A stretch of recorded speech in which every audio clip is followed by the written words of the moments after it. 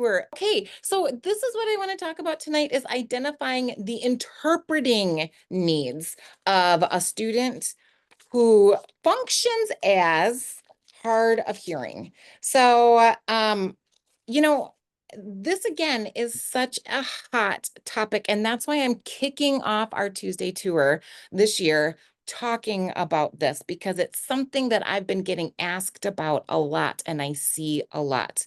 Oftentimes, identifying the needs of these students fall on the shoulders of the teacher of the deaf. And so the recommendation of the teacher of the deaf might be to get a sign language interpreter.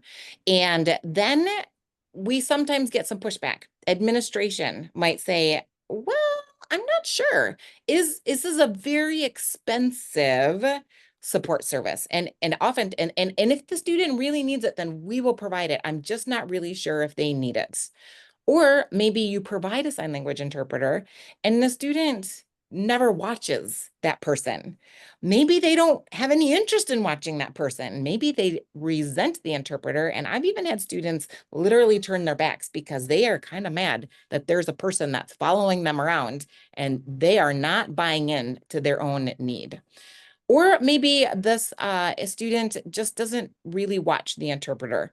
And so the question is, really? Do they really need this interpreter? And how do we identify it? So this is a great place. Oh, and of course, if you are an interpreter and you've got a student that you're interpreting for, you might even be saying, I don't know, like, I don't think they're really watching me. I don't think they really understand me. I'm not sure what I'm here for or how to best support the student. And maybe the sign language interpreters that are assigned to this role are awkward, not really knowing what their place is or what they are even supposed to be doing. Is anybody been in this situation? If you are like, yep, I'm in the right room, just kind of let me know that that you're tracking with me, that I am talking to the right people. Kristen is like, yep, know what you're talking. Oh, good, good. Okay, awesome. And I kind of figured because I've heard it, I'm hearing it all the time from administrations, from administration, from TODs, teachers of the deaf, from interpreters. So that's why I'm kicking it off this way for this year. All right, so here we go. I think I mentioned this. You are face to face with Stefanie Kessen. I'm the founder of the Online Itinerant. And by the way, I want you to know the Online Itinerant passed a huge threshold this summer. The Online Itinerant passed 1,000 members in the Professional Academy. This is amazing because what this does is it provides for you an amazing community of teachers, interpreters, administrators, SLPs, and a great community of people all working together and striving to allow our deaf and hard of hearing students to thrive. Not only that, but it is creating a place for me to be able to actually improve everything that I provide for you inside the Professional Academy. So I'm pretty excited about this benchmark that we passed this summer. And what I can tell you is that the Professional Academy and all that the Online Itinerant is providing is only getting better. Better and better and better. And that's because of the support and the people in the community like you that it pours into the Online Itinerant. So Andrea, thank you for your comment right here. Andrea said yes, and because of my support and wording, I was able to get services for my student. Now I need to figure out how to document and growth progress with the use of the ASL interpreter. Awesome. All right, let's dig in. The hard of hearing students, these are our puzzles. We're not exactly sure where their gaps are. We're not exactly sure where their needs are.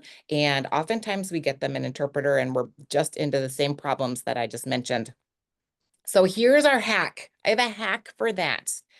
There's 4 things to ask.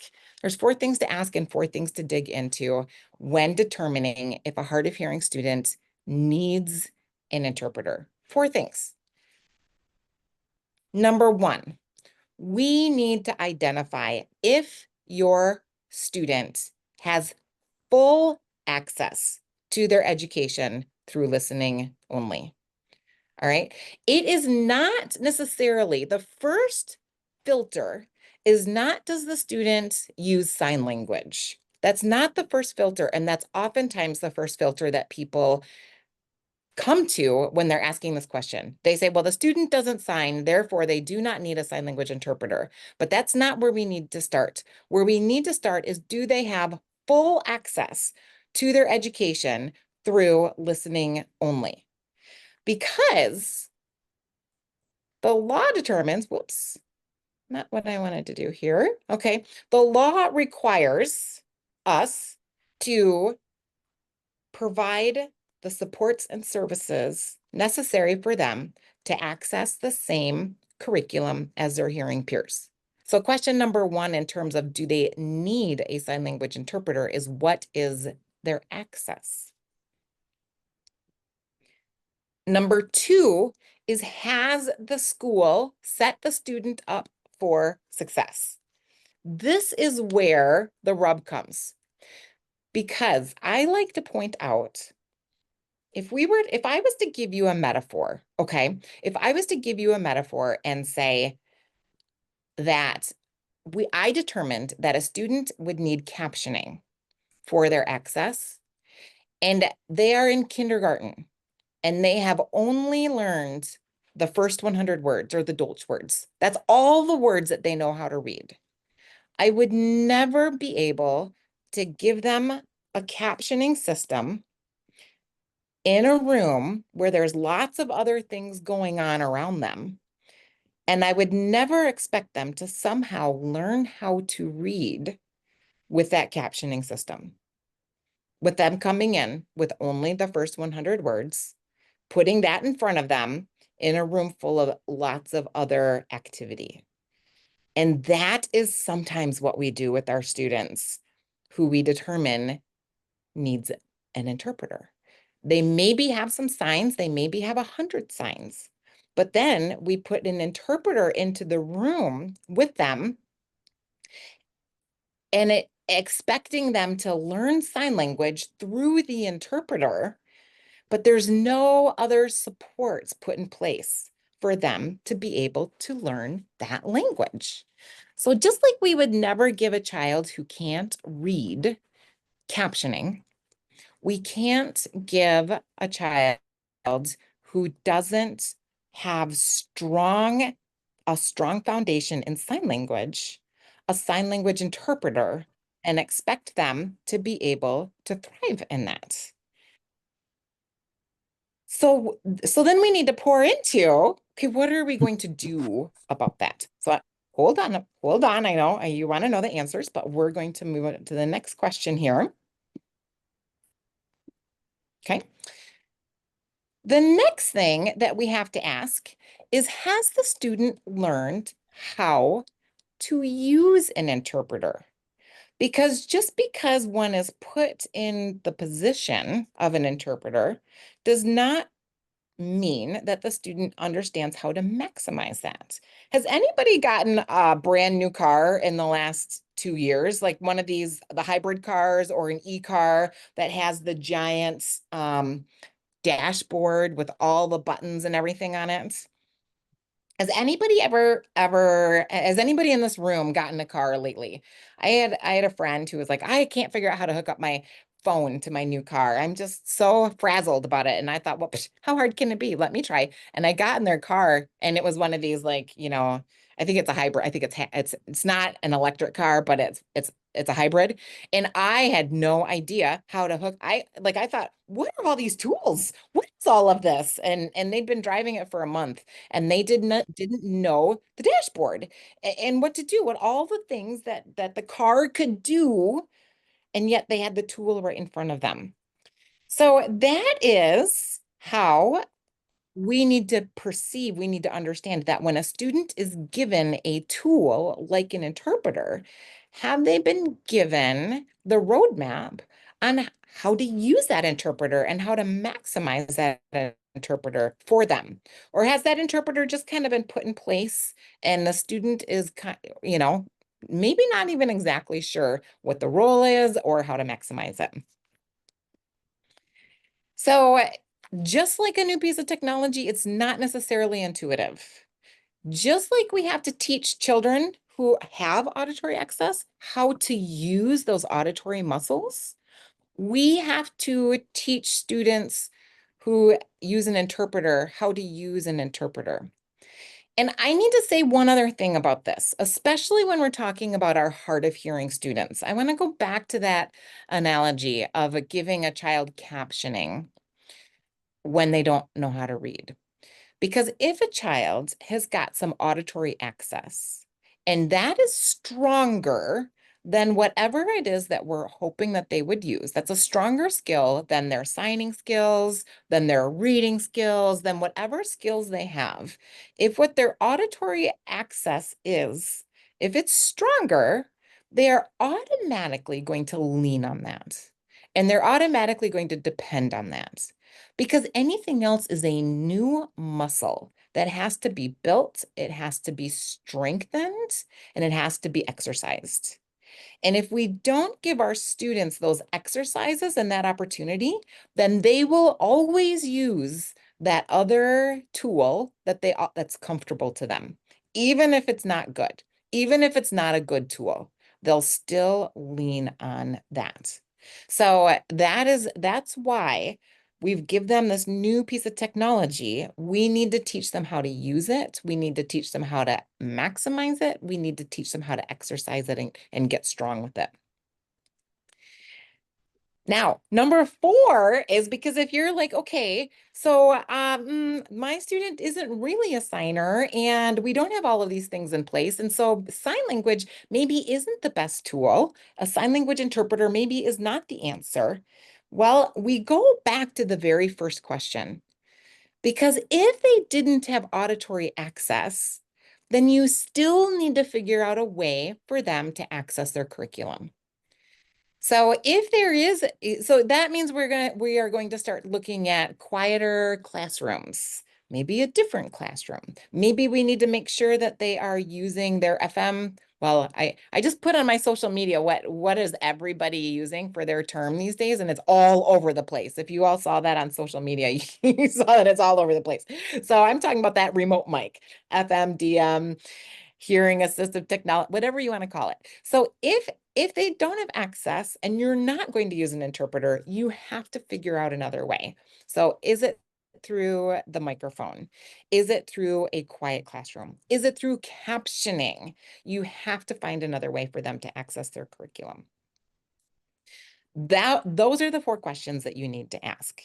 Now, the Online Itinerant has made this easy for you this year. Because if you are a member, and by the way, I would like to know who all are members, who here, we've got a great group of people here tonight. If you wanted to just put in the chat and let me know, are you a member of the Professional Academy? Or if you aren't? And if you aren't a member, then I want to invite you to stay afterwards because we can talk about what membership looks like.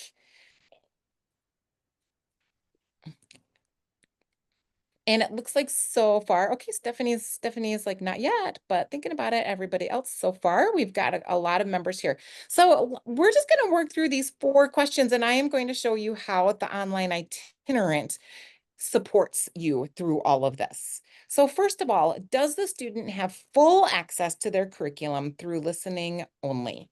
Um, the way that I like to assess this is through what's called the functional listening evaluation. So that is shortened to the FLE, functional listening evaluation. Now, this is inside of the toolbox. So let me just show you, if you are a member of the Academy, you have got, when you log in to your account, you've got a dashboard. This is what we call the dashboard. And inside of the dashboard is what we call the toolbox. And you can access it there, or you can also access it right up here because it's really a powerful go-to. And I want to make it super simple for you to get there. So when you get into the toolbox, you'll notice lots of tools inside of here, including an entire section that's called assessments and forms.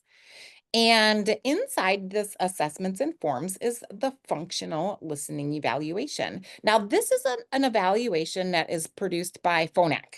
So Phonak, Roger Systems, a lot of our remote technology is a Phonak product. So I am not the owner of this assessment. You can find it elsewhere, but it is inside of the toolbox for members.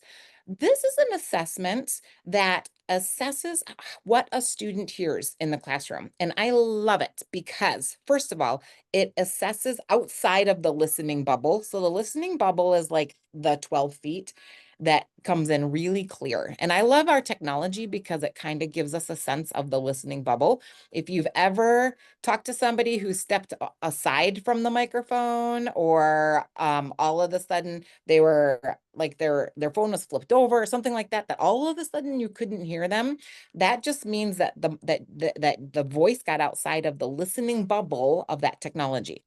So this assessment assesses students and how well they hear at a distance of 4 feet, which is usually when somebody is sitting across the table from them, and a distance of 12 feet when somebody is sitting up in front of the classroom.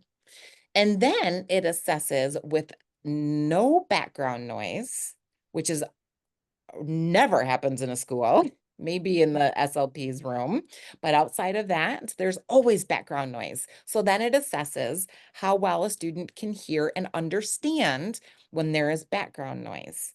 And then it even covers up, it has you go through and you cover up any visuals on your face so that the student cannot see. And then you can do it again, and you can do it with the FM microphone, and you can see what a difference that makes. But you need to, that's my favorite tool to assess how well a student is hearing in the classroom. What you want to look at is how well are they hearing at a distance in noise, because that is their typical classroom environment. And if you're working with a student who is not friends with the FM or DM or remote, whatever you want to call it, if they're not friends with that technology for whatever reason, or you don't have it, then you need to lean into the score without it. The other thing is we need to keep in mind that there is some recent statistics, something crazy, like 85% of the time, the FM microphone technology is not used well, and it's not used right. So you know what I'm talking about. If you know how it's not muted, it is muted, it's rubbing against something, it's left on the teacher's desk, it's not being passed around in the classroom, 85% of the time, it's of no use anyway. Or I shouldn't say it's of no use anyway, but 85% of the time it's not being used well, okay? And that's one reason that students reject it. They get sick of it. They get sick of it not being used well. That's one reason. So that's why I like to really lean into how does a student do? How well are they hearing without it and at a distance in noise? So the Professional Academy supports you, it supports the SLP, it supports administration. This is data that goes on the IEP for you on identifying how well a student can hear and can access their education fully through listening. Number 2, has the school set the student up for success? So this is a super exciting reveal I'm sharing with you tonight. The Online Itinerant is launching some tools to help your student maximize an interpreter. So first of all, what is being launched? Well, for one, we are launching an assessment of sign language development. Now, this right here is the rough draft. It's not finalized, but I'm giving you a little sneak peek of what this is. Now, this particular sign language assessment, it is not exclusive to American Sign Language. Now, I love American Sign Language. Truly, it was my first love. It is how I was trained. But what I know is that the majority of students who are in the mainstream who function as hard of hearing, American Sign Language is not their go-to system for accessing the curriculum. They are using some, maybe it's conceptually accurate. signed English, maybe it's signed exact English, but maybe it's got, you know, elements of American Sign Language, but it's not that pure ASL. So we have, the Online Itinerant has provided an assessment that gives you flexibility, and it creates, it identifies what is their level of language when it comes to sign language. So you've got pre-emerging, you've got emerging. I'm going to scroll quickly here. You've got emerging, you've got developing, and then you've got proficient. Now, just like the other IEP goal banks that we have for you inside the Academy, what these assessments offer to you, okay, is first of all, a checklist that is combined with activities. So the activities either A, give you something to use to test the skill, or B, if you've identified that the student doesn't have it, it gives you activities to teach the skill. In addition, when you go through the assessments, you get a score. And when you get a score, it takes you directly to the IEP Goal Bank. So let me see if I can find one that we have already for you so that you can see what this looks like. I'm back in the toolbox. Can you all see my toolbox right now? Great.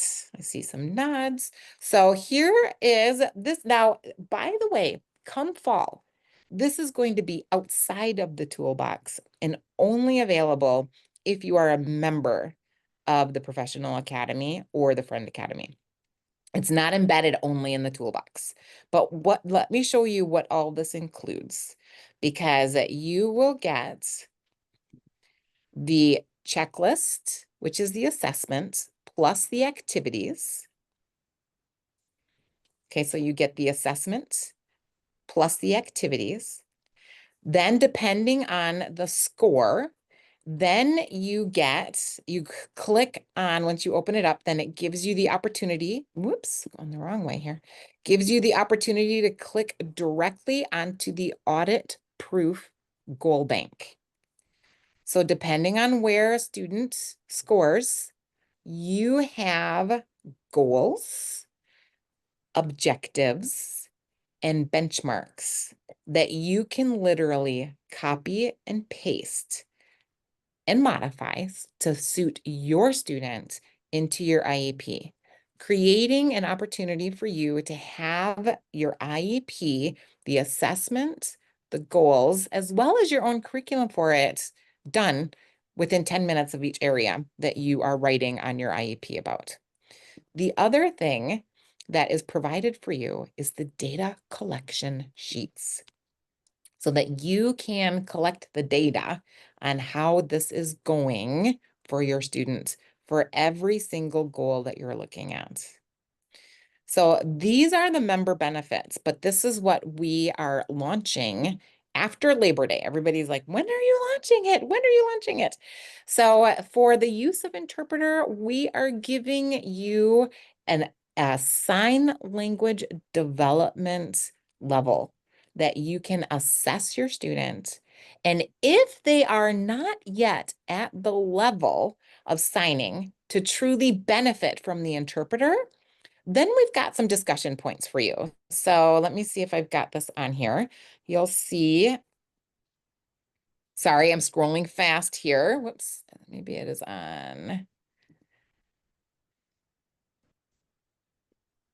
So at the end here, we actually have definitions, or maybe actually it's, I bet it's on my other, I'm coming to it. We have the definitions of an interpreter versus a language facilitator versus an intervener versus a signing aid. When do you need what, and what does this look like? So this is going to give you the materials and the activities so that the student can learn sign language and have a strong enough foundation to make the interpreter valuable to them. One of the things that you'll notice about the sign language curriculum that's embedded into the Online Itinerant is that it is a very conversational, back and forth based set of activities that builds very naturally. It builds natural communication. It is flexible. It is interactive. It is easy for an interpreter to actually use with the student. So if an interpreter is like, this student doesn't really know sign language, but I'm supposed to be working with them and teaching them, this gives tools for the interpreter to work with the student. It gives tools for the teacher of the deaf to work with the student. The only rule is that you have to know sign language to be able to help build these sign language skills. But what is going to allow you to do is create the sign language skills for the student to be able to utilize an interpreter. The next question is, has the student learned how to use an interpreter? And this is something I'm super excited to show you because sure enough, we have an assessment on how a student, if a student knows how to use an interpreter. Now, some people don't want goals on this, but you can use it as goals or you can use it as a curriculum. This is something that an interpreter can work with the student on, the teacher of the deaf can work with the student on, the SLP can work with the student on, the special ed teacher can work with the student on. This one goes through all of the skills that a student it's kind of like when you get your new car, it's like your handbook. What buttons do you push to be able to do what you need to do? But it also identifies if a student is ready for an interpreter. So if you start at level 0 and they don't score very well, they don't score more than 3 out of 4 of these skills, then it goes to the conversation of, actually, we're not really sure that this child is ready for the interpreter. They're not ready yet. We need to build the language first. And what does that look like? Well, now we get into language facilitators. We get into all the other ways of building the language that would prepare a child for an interpreter.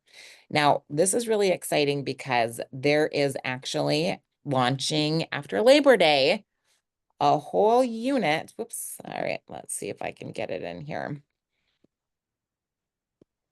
Here it is, our unit on how to use an interpreter. So there's these little videos of what is the role of the interpreter? How does it work? How do you identify where they should be? How do you advocate for that? What if you want to have them somewhere different? And there's role-playing scenarios. There's all kinds of lessons that are inside that teaches a student how to truly understand and maximize that role of using an interpreter. So again, we've got the assessment in here. The assessment gives you the IEP goals, and then you also have the entire curriculum and tools and materials to actually be able to walk through this with your students. And lastly, if there is no interpreter, how will the student access their curriculum? So if you are a member of the Professional Academy, you know that we've got some great tools inside the program already. This is where we talk about different things like captioning. Is captioning an idea for the students? And if it is, I've got a captioning candidate checklist, and we've got trainings for you, and then we've got trainings for the student so that you can go through the same process with the student on how to maximize captioning. What about automated captioning? What about remote captioning? What are our captioning options? Other options might be, again, a quiet classroom, maximizing the use of an FM system, or cued speech. And actually, I'm super excited about it because this fall, our very first thing that we are launching in the fall is a 3-part training about cued speech and actually using cued speech to support literacy and reading. And again, this is fantastic training for your SLPs, for your interpreters, for the teachers of the deaf, for the special ed teachers, for everybody who is working with the students. And maybe cued speech is a resource is an idea instead of a sign language interpreter. So this really is something that you can lean into. You can ask the questions, you can dig in and talk about. This is our training. If you are a member of the Professional Academy, you already have access to being able to RSVP for this. It's free in the program. If you're not a member of the Professional Academy, this is something that you can purchase and you can get the training for.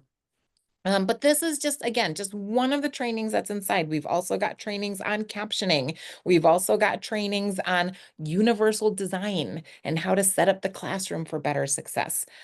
So there's some great things that you can dig into if you identify that actually we've tried all of these other things and an interpreter just does not seem to be the right access for the student. So let's see, where am I here? All right, so these are things that are launching this fall in the Academy. I'm just going to give you a really quick look at what is launching after Labor Day. That's when the launch is. I'm super excited. That's when my kids go back to school. For some reason, I always think that's when the world goes back to school. And this year it still fits for me to launch everything after Labor Day. But I just want to talk through what's in the Professional Academy. I will then look at the chat and look at any questions. So if you guys have questions about what I've been talking about, we can talk about them.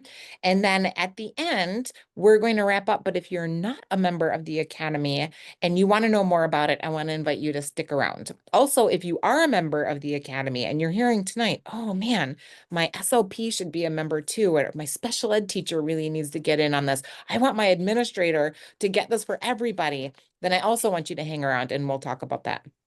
So one of the biggest questions that I get or feedback that I get from people in the Academy is they say there's just so much. I don't really know what's here or how to access it. So we're launching a brand new onboarding process for you so that you can really get a sense of what is included in the Academy for yourself.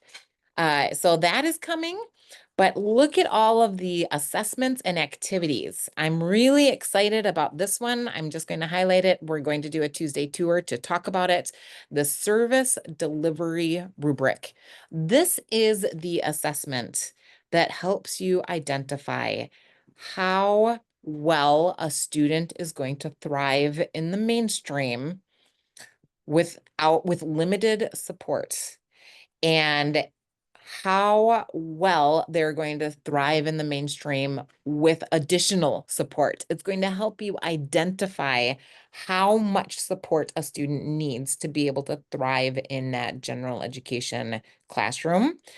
And it's also going to bring you to a conversation at the meeting that maybe you need to say, that we need to talk about other options because they are not thriving in the general ed right now. And here is why. Here's what we're seeing. So it is going to bring that discussion up to the team members. And sometimes that's a hard discussion to have, but sometimes when you've got data and when you've got something like this, it helps the discussion. It helps the team kind of talk through it. We've got activities for kids that are just maybe at the very basic level of language learning. Pre-emerging is what we call that. This is great if you work with kids that have multiple disabilities and you're like, I'm not really even sure what to do with them. I now have a whole set of activities for you to be able to utilize to be able to build their language. If you are familiar with the deaf identity, entire unit that I have. We've got 23 people in there. I'm adding Sarah Tubert. So excited about this. By the way, deaf awareness is in September. I've got all the things you need for deaf awareness. I've got all the lessons that you need is built in there. We've got some handouts that are coming. This is a great one for families, 6 ways to create an inclusive home. And then this is a great one, understanding background noise for students with hearing loss. So this kind of talks about what environment is the classroom and how does it impact the student and what should you do to support them. Then I'm super excited about all of the Spanish speaking resources.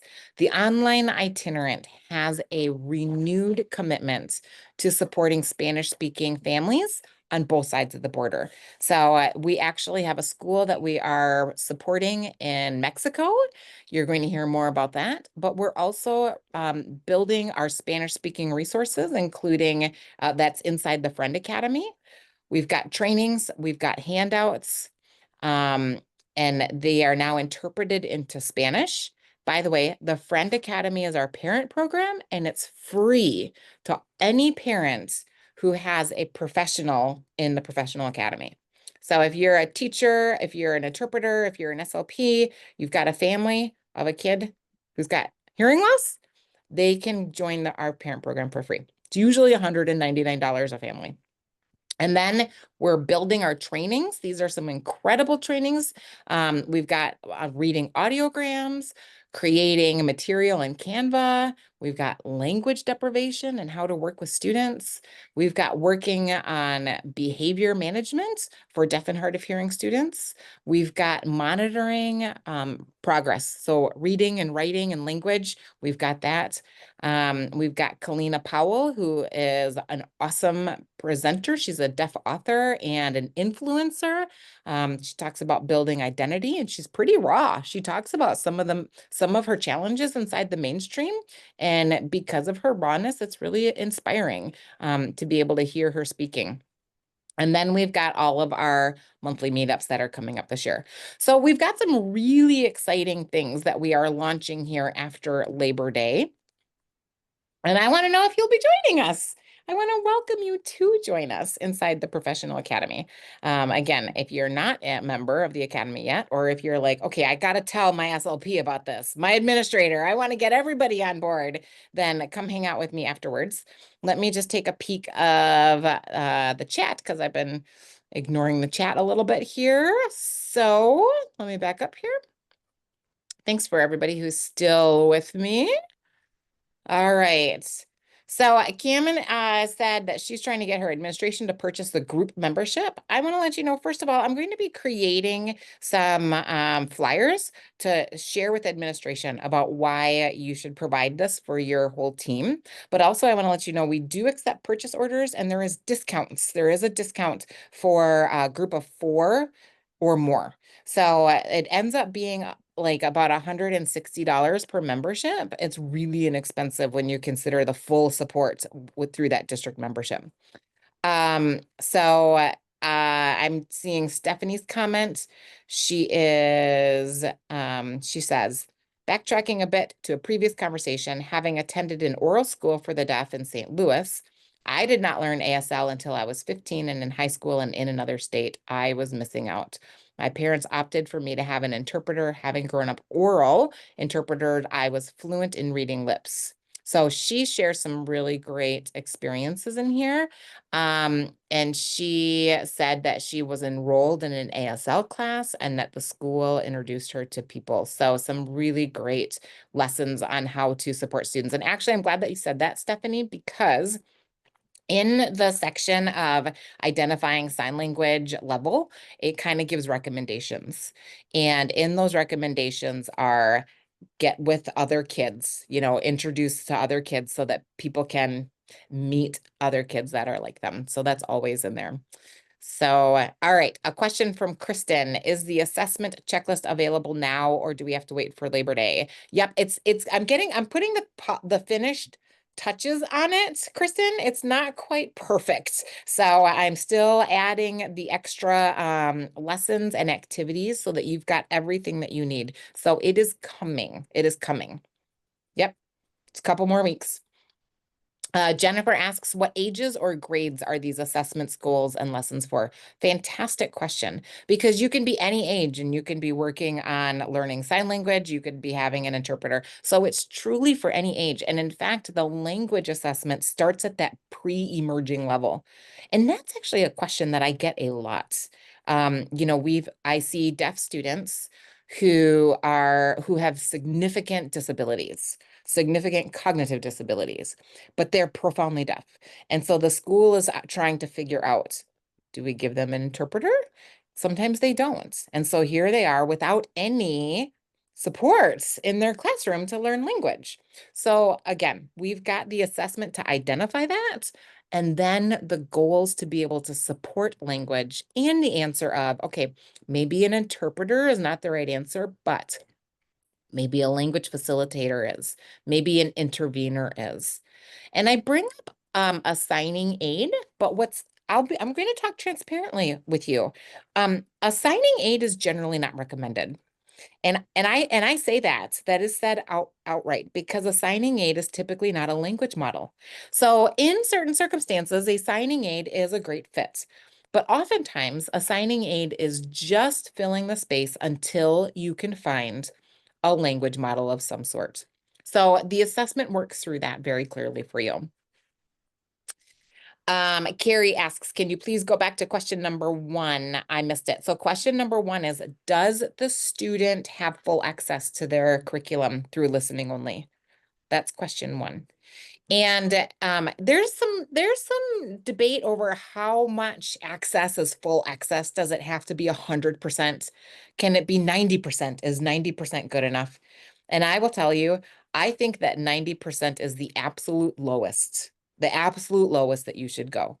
Because that is when if you get a 90% on the FLE, and again, you want to lean into, if they're not a strong user of the FM system, or if the school is not a strong user of using the FM system, they're not great at using the FM system well, then you want to look at how that student is performing without it, from a distance in background noise. And here's why 90%, I mean, some people would say no lower than 95. And I get that. I'm like, I could actually be sold on that. But I like to give a little bit more wiggle room. But here's the thing. When you are assessing a student, they are leaning into this assessment, right? This assessment is 20 minutes long. Their day is 8 hours. So they are going to do better at the assessment than they're going to do all day long. So if they're doing as good as 90% on that assessment, to me, that's not good enough. That's not good enough. But I don't determine that. I leave that up to the IEP team. That's just my bend. Okay. So let me just see. Stephanie says, I keep pushing my colleagues to join. So helpful. I want you to know, again, this is what our Tuesdays are going to be looking like for the rest of the year. There had been a question earlier. What is the Tuesday tour? So the Tuesday tour is here on Tuesday nights. It's open to anybody, members, non-members. It's me giving you hacks and showing you then how the online itinerant can support you in along your journey as well. So Andrea questioned if any of the trainings support CEUs, and they do. Our trainings all support CEUs. It just sometimes it depends on what state you're in, because some states have specific like credentials that it has to have for your state. And I have a bunch of states that is included in me.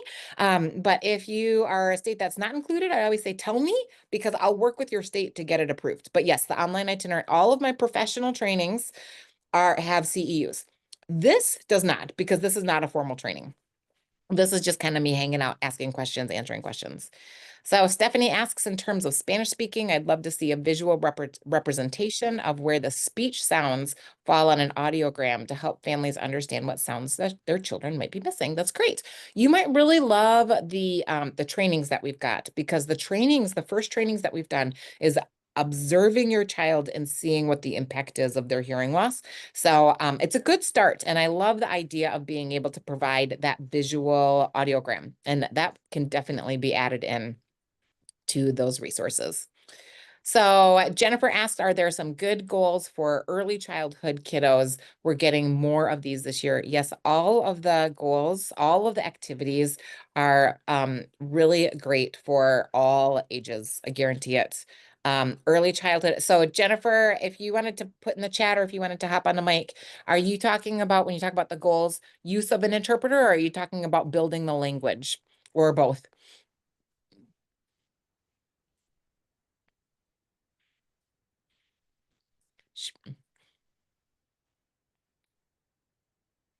Stephanie asked that a couple minutes ago, so she might not be near her keyboard. So, so what I want to do right now is Oh, so Jennifer said the language. Absolutely. The language activities actually are fantastic. They really are for all ages. It starts with stories and songs and games, and there's lots of games and there's lots of activities. Again, it's a lot of this give and take natural. It's not a board, it's not a video. It's all very interactive, and interpreters can build the language. It's also great for family members to be able to build their language. So I think you're really going to like it.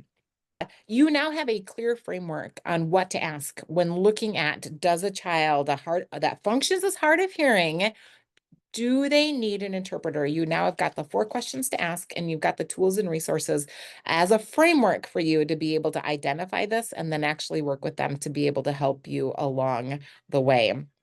So I hope that this was helpful for you. On YouTube, if you go to YouTube, find the Online Itinerant, and I want you to subscribe to the YouTube button. Get an automatic notification when these trainings get put onto the YouTube channel. And then you can see, because every Tuesday we're going to be doing another hack for you.